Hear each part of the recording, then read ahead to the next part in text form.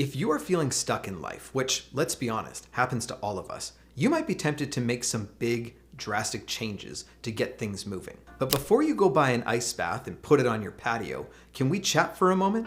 Because the biggest changes in life often come from the small, tiny habits that build and compound over time. Here are 3 simple habits that will get you moving.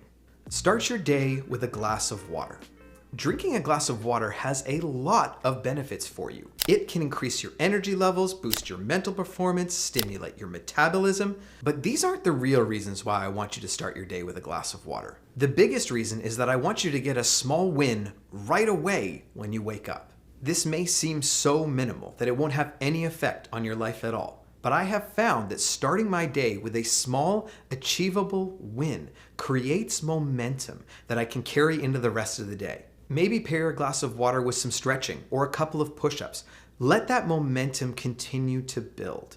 James Clear in his book Atomic Habits sets out 4 laws or steps for how to build new habits. Make it obvious, make it attractive, make it easy, and make it satisfying. So let's just break this down. Number 1, make it obvious. I like to put a glass of water on my bathroom counter so it's right in front of my face every morning and there's a really good chance I'm gonna drink it. Also, we have a 2-year-old in the house. You don't want to leave a glass of water anywhere, specifically on the bathroom counter. The water's got to go. Number 2, make it attractive. I'm not sure what makes water attractive. Maybe a nice clean glass. Is this why people have Stanleys? All I know is that when I walk into my bathroom in the morning to drink that glass of water, it looks good to me. Whatever works for you. Number 3, make it easy.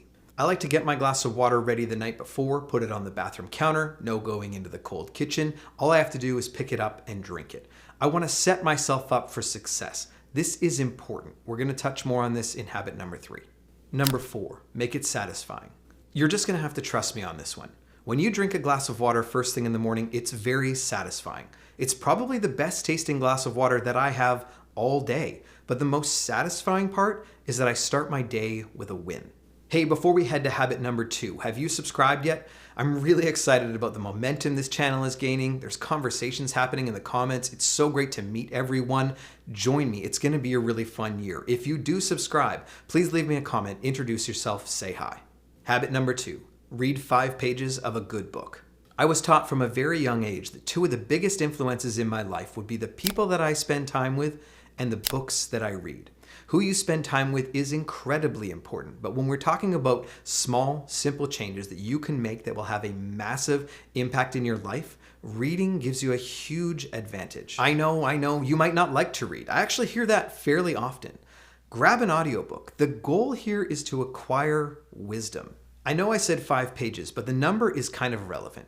What you're looking for is to develop the habit of reading a great book or listening to a great book each and every day. What's a good book? Well, reading the Harry Potter series is fun. That's not really what we're talking about. We're looking for books that are going to expand your mind, books that are going to challenge you, books that are going to equip you to live a life of impact. Books like Atomic Habits, Extreme Ownership, How to Win Friends and Influence People. I wrote a book called The Sewing Principle.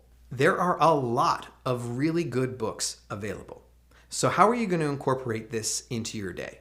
Pick a spot. Are you going to read before you go to bed each night? Are you going to read after that glass of water in the morning? Or maybe on your lunch break? Wherever that place is, make sure that you always have a good book available and right in front of you. My wife and I have a rule. No devices allowed in our bedroom. So no phones, no tablets, no TVs. And so on my nightstand, I got a small stack of books. Now, this habit has rubbed off on my wife and she's actually got more books stacked up than I do. Get a book that you want to read. It might sound obvious, but if you aren't attracted or drawn to reading a book, then don't do it. There's titles out there like The Subtle Art of Not Giving a by Mark Manson. A lot of people love that title. A lot of people don't. It attracts a lot of attention. Maybe it's attractive to you. And just a quick note here. You don't have to finish every book that you start. If it's not equipping you, challenging you, pushing you, you don't want to continue to read it, go get another one. There are a lot of great books out there. My wife and I have 3 young girls. There are some days when I climb into bed and the day has been punctuated by tears and I'm exhausted.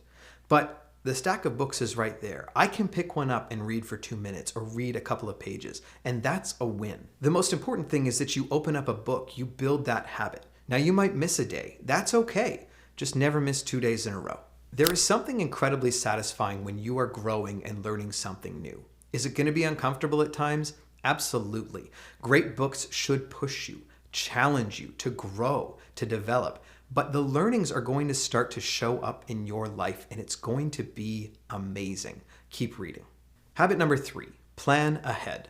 This is all about setting yourself up to win going forward. You and I only have a certain amount of capacity each and every day with which to make decisions. So in order for you to achieve the things that you're looking to achieve, to make the impact that you want to make, we need to be able to open up capacity to get after it. What this means is that we need to do things right now that our future selves will thank us for. For me, this means doing things before I go to bed that will make my next day as frictionless as possible. I pick out the clothes that I'm going to wear for the next day for 2 reasons. 1, it's a really simple decision that I can make right now. And 2, I really don't want to wake up my wife and my girls in the morning when it's that early. I can make my lunch the night before, run the dishwasher, take a quick look at your calendar for the next day and run through your schedule.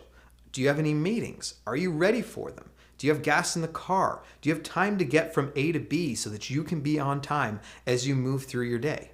This is a skill set that I've been trying to get better at for a handful of years, and I've been thinking about making a video focused solely on how planning ahead and thinking through the future can be a really powerful skill and set you apart. It's almost like you can begin to see around corners once you really start to get things dialed in. If you'd like to see a video about that, leave me a comment. Now go out there and buy that ice bath. Grab your glass of water. I'll see you in the next video.